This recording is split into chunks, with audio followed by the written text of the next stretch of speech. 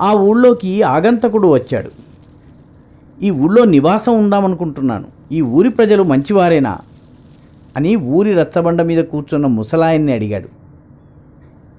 అది సరే, ముందు నువ్వు ఇదివరకు ఉన్న ఊరు ఎలాంటిదో చెప్పు, అక్కడి ప్రజలు ఎలాంటి వారు అని అడిగాడు ముసలాయన.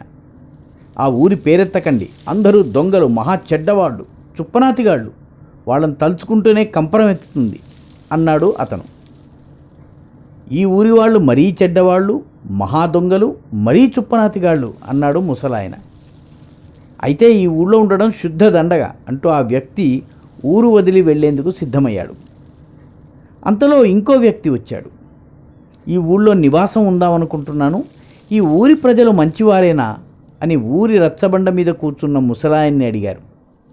అది సరే, ముందు నువ్వు ఇంతవరకు ఉన్న ఊరు ఎలాంటిది, అక్కడి ప్రజలు ఎలాంటి వారు అని అడిగాడు ముసలాయన.